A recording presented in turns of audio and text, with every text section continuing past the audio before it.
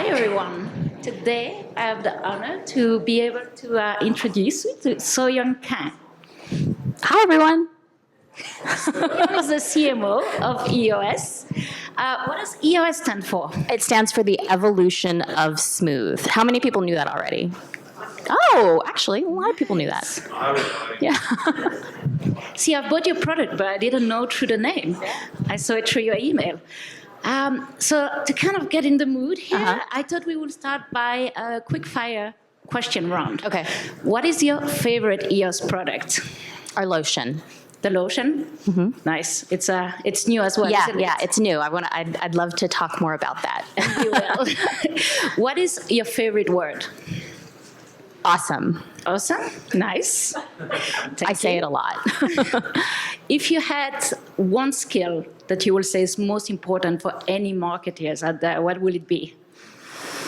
Curiosity. I don't think that's a skill. I think it's a characteristic, but still, I think like when you implement it and you turn it into a verb, I think it can be an incredibly important skill. Absolutely. Last question here. Pet dinosaur or pet dragon? If you could have one. Okay, so have you looked at my Instagram? Because like, yes, yeah, I was like, okay. A bit of stalking. Yeah, so my Instagram profile says that I'm weirdly obsessed with dinosaurs, which I am. I'm like weirdly obsessed with dinosaurs from the time I was little, like more so than my kids. I have young kids, and I'm the one who drags them to the Museum of Natural History, and I want to go look at the dinosaurs and everything. Yeah. So dinosaurs. I love dinosaurs. Which kind? Like the really big ones. Like I love in a museum when they have the kind that like is so massive that it spreads across multiple rooms. I don't know why. I'm just fascinated by like imagining the life of. Yeah, absolutely. Yeah. So talking about the life of, what led you to where you are today and being the CMO of EOS? Oh gosh. I mean, I've had a very, I would say non-traditional path to becoming a CMO. This is actually my first ever actual marketing role, which I think a lot of people find to be like kind of interesting, but I think it's a nice story to tell, especially for folks who are like, you know, sort of in the career journey and like trying to figure things out. But actually earlier in my career, the first 10 years or so, I would call myself more of a strategist. I work at management consulting firms. I worked in in-house strategy. And then I spent about 15 years in retail where I was predominantly a merchant. And then I moved over from there. And when I left that role, I moved here largely because the role that I'm in currently oversees both all of the product development and innovation, which is typically a merchant role, as well as the marketing side. And because I had spent so long in my prior role deep in the product world, and what they really wanted was for somebody to come in and kind of like reinvigorate the innovation function, capabilities, and ultimately oversee the entire, like revamping the entire product portfolio. And then like, you know, they threw in the marketing to boot as a kicker. I know, it's been great though. It's been so fun. I've been in this role now for about 5.5 years. We've been on this incredible journey. The brand itself has been on an incredible journey, but the last few years have been really transformative in the way that we think about storytelling, the way that we think about building relationships with our consumer. And so for me, I think in some ways, even though it's my first marketing role, we've just actually done a lot of firsts in general at the brand, and so it feels like a natural fit. Right, absolutely. And you have done a lot of first, a lot of social. Yes. For those who do not know your product, could you explain a little bit your target audience, Sure. where you sell, the brand? And so on. Yeah, so we like to believe that our mission is to make the everyday a little more awesome. And what we mean by that is, if I think about it really from the core, which is we are very much a product-centric company. We were born through a product innovation. For those who know, you know, like it's the egg-shaped lip balm. We launched that 13 years ago, and it was really basically in the spirit of innovation and disruption to say like, hey, let's look at categories that have not innovated, where there isn't a lot of, let's say, imagination, and let's just completely do it in a way that nobody else would do it. And I think that spirit of disruption is something that I like to honor today in everything that we do, from the product to the storytelling to, you know, just the way that we think about our total business. But we launched with that original product, and when I came in, that was predominantly what the business was. It was, I came in, like I said, 5.5 years ago, and we were still mostly a lip balm business, and mostly still in those round lip balms. Since then, we've really diversified, and a large part of my mandate was to diversify the assortment so that we would have multiple lines of business and a portfolio that was, just frankly, a more robust portfolio for future growth. And so we've branched out and grown our other segments, which we really think of it as like 3 predominant segments. We still have the lip care segment, which is multiple different sub-product lines. We also have an entire shave side, and then we have the newest part of our business, which is the body care business. I love it. Yeah. I use a lot of your product, by the way. They're great. If you don't have it, go to the store. It's amazing. Thank you. Now, you talked about launching different categories. Yeah. I know as a marketer, that can be quite daunting. Yes, yeah. So especially if you're in retail, Yeah. trying to get space on the shelf. Oh my God, Right? yes, it's very challenging. Absolutely. So where do you start? Like, what insight do you take and to engage with your target audience? So, Yeah, So, so- what are those nuggets that you will look for? Well, so we predominantly are going after a younger audience. I would say like 13 years ago, that would have been millennials. Sorry, millennials, but now we're after Gen Z. And young millennials. But, essentially we're really looking to lean into and develop relationships with consumers who are more interested in innovation, in trying things that are different, who are interested in products that maybe are different from sort of the status quo. And that's such a big part of our brand history and heritage. And so by doing that, though, that actually gives us a really great point of differentiation for our customers, the retailers, because we need to be able to bring something to them that's incremental to what they already have in their portfolio. They're not looking for you to just shift the deck chairs around in what they already have. Like, they don't care if you win versus somebody else they already have within their portfolio. They're looking for somebody who can bring something incremental and help them grow. And for us, that's really always been the fact that bringing a different kind of lens on innovation and then bringing a new incremental younger consumer into their, bringing that guest into across their lease line, onto their website, whatever it is, that's been a huge part of how we've been able to successfully get into these very tough environments.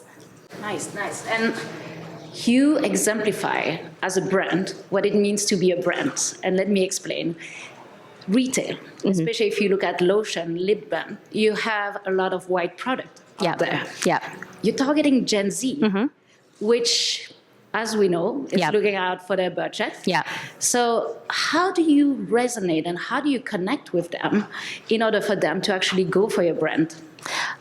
You know what? That's actually a really great observation, and I'm incredibly impressed that you noticed that, because somebody once said that in the world of sort of like food, drug, mass retail, you have to stand out and fit in at the same time, which is like, that sounds like a total oxymoron, which kind of is, but that's really how you do have to think about it. You have to think about how your product, how your positioning, how the shelf marketing, whether it's like the actual physical shelf or the digital shelf, how is it actually helping you stand out and differentiate yourself from versus the competitors? But at the same time, how is it sort of friendly to the environment so that you're not completely like, the oddball. And I think that when we look at everything that we do, whether it is looking at the digital shelf or looking at an actual physical shelf, we are always looking at 3 things. We look at anything that we're about to launch as a standalone. We look at our whole family as a suite, and then we look at how we fit in to the broader category. And we look at it all 3 ways because it has to actually perform along those lines, stand out and kind of fit in at the same time in all 3 of those ways. Which means that, our team is just really, really keen on understanding the competitive environment and the competitive landscape. And that's something that we are like maniacally focused on. It might just be my background in retail, having come from specialty retail. I was very used to being out in stores. I was very used to not only being in our stores, but in the competitive stores. And I do say stores a lot because the reality is that no matter what, I oversee our e-commerce side as well.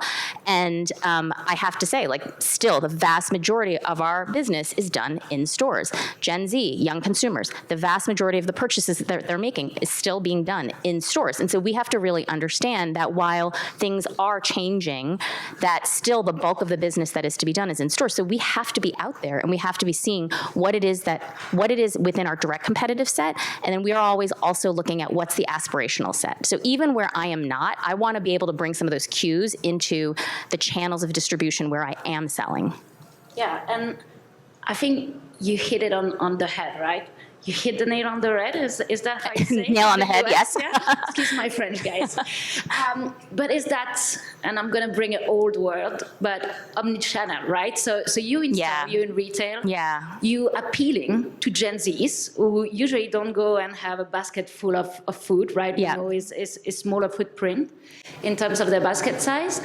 So how do you then take insights from different data sources, right? Yeah. Where you have insight that need to come from retailers, insight that need to come from digital media, just like we heard before, but also market insight.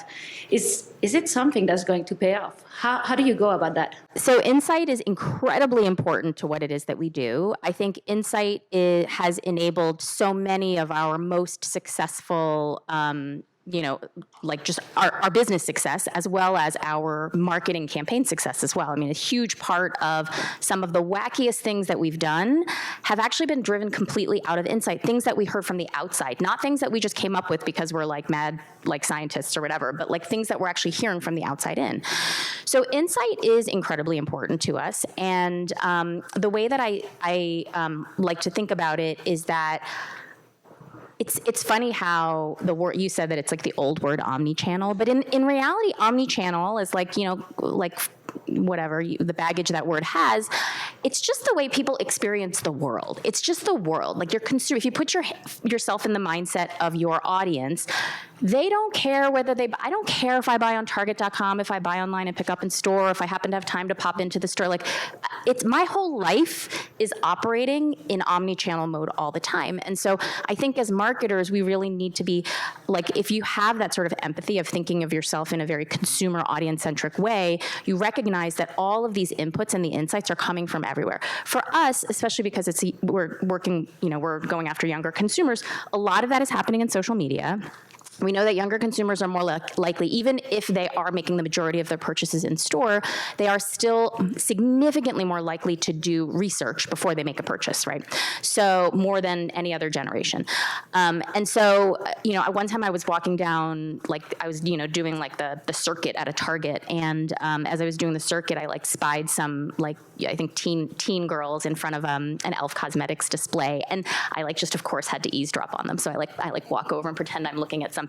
And they're like, yeah, this is the one I saw on the TikTok with so-and-so. This is the one that I saw on the TikTok with this person. Okay, so let's put them both in our basket. You can just hear they've done their research. They know the product that they're going after, which is why, retailers are now spotlighting and highlighting all of the TikTok viral, social media viral products all the time. And so as a brand, I need to understand what that conversation is so that I can basically get better at it and also use it to my advantage, frankly, when I'm having conversations with my customer, the retailer, and making a case for why I need to be prioritized, within their portfolio. Yeah, absolutely. And again, I think you just said something that triggered me in a very good way. Trigger is one of those good trigger. Okay, good. A good trigger is consumer first. Yeah. Some of your most successful campaign, at least from where I stand, come from your consumer. Yeah. There is that campaign in particular. I have the humor of an 11-year-old boy. So do I. That is, bless your effing cool. Yeah, that's right. and that to me was quite, obviously I laughed at the name, but also it comes from a tutorial that was made online. That's right. By Carly Joy, a TikToker. I mean, probably my son knows her. I have no idea. But the way that you were able to capitalize on that is very interesting. Yeah. Would you be able to chat a bit around that? Yeah, and this really does go back. I think it's a really great case study because of the way that insight and listening, social listening, played such an important role in the success of this campaign, but not only in the campaign itself, but even if you go back before the campaign, because basically I don't know, for folks who don't know about this particular campaign, bless your effing cooch, and by the way, it wasn't effing, it was like, but we'll just keep it at effing for now. But essentially, there was a TikTok that just completely out of the blue, we spotted because we kept just getting tagged like crazy, which was a young woman who wasn't like a huge influencer or anything. She had like a few 100,000 followers, so she wasn't like massive. Had, somebody had asked her in a TikTok, how, like, my razor bumps could never, how do you get your skin so smooth? And so she posted this like 2-minute long TikTok about how EOS shave cream is the secret to how to bless your effing cooch. And she like went in long, like, total profanity laden, totally hilarious, totally explicit detail with instructions and pantomiming and hand gestures and about what she does in order to basically get her bikini area so smooth. And like, it went completely viral in a way that actually it's very hard to do today in TikTok. We all know it's gotten a lot more crowded, a lot more cluttered. So this was like in 2021. And we knew we had to like do something about it like right away. I mean, this is within days. We're trying to DM her. We're trying to like reach out. We can't reach her because she's ignoring us because we're just getting lost. And we're like, what are we going to do? And so we decided, we worked with our agency partner, and they were like, this is what you need to do. You need to take her exact words, put it on the product, duet her video, everybody will start tagging her, then you can get her attention, then you can make a campaign with her, then you can sell the product. And we're like, oh, yeah, let's do that. And so I think that we had the idea in hand at like 10 a.m., and we were in production by 6 p.m. that night. And it was like a fast, like speed of social, speed of culture type of moment. Our business like went like haywire. It went through the roof. We doubled our business to this day, we have added over 700 basis points of market share. And it's like, to this day, it's been something that's been incredibly transformative. And this was all coming out of insight and listening and appreciating what you're hearing from the outside, not telling people what you want to say, but listening to what they're saying, how they're saying it, and then using that to kind of honestly like draft off of their authenticity. And so this was like an incredibly educational moment for us, because we were like, okay, we are watching that. We watched our sales like jump through the roof immediately on all e-commerce channels. Our buyers are calling us like, what is happening? We're completely out of your product. Our shelves are emptied. So at retail, like shelves emptied. We like chased as fast as we could, and we still doubled the business. And, it's just such a huge lesson for how, just the power of authenticity, the power of just when you get a story right, when you get that story right, like that can drive your business in a way, if you harness that and if you're like fast and you just jump on it, you can harness it in a way that is all the best laid plans of marketing, all the best laid plans of e-commerce could never deliver the kind of results that you can get when you have something in your hand that feels real and feels authentic, and then when you do something great with it. Yeah, and quite frankly, I think that has just rewritten storytelling for marketing. Yes, yeah. Storytelling for marketing is usually exactly like you said. You tell them what you want to tell them. Right. And hopefully they will listen. Yeah. And now you use them to start your story and taking it from the bottom up. Yeah. How has that influenced the risk-taking? And I will call it risk-taking. Now we know it's not a risk anymore. Right, yeah. The sales, but still. It's really fundamentally transformed the way that we operate. Because prior to when this happened, we were early adopters of TikTok from, quite a while ago. But I would say that we were, relatively safe, on TikTok still. We were authentic, but in a way that was maybe a little bit more, like G-rated, like I would say. Not that everything has to be profanity, but like I think we could have sort of like had a little bit more edge in sort of like the content and our storytelling, given that that's what was actually authentic to our audience.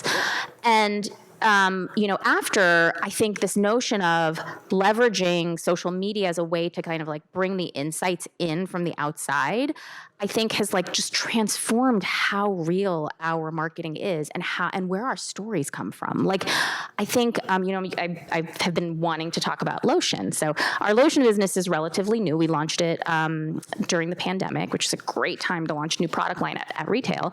And it sort of had a slow burn. We are a small company. We bootstrap everything that we do. So can you imagine like launching a new product line in a big retailer like a Target, for example, and bootstrapping your marketing? And so all we could do is basically do social media, creator marketing, and so that's what we did. Like we just like chip away, plug away at it. And we started to kind of hear things back.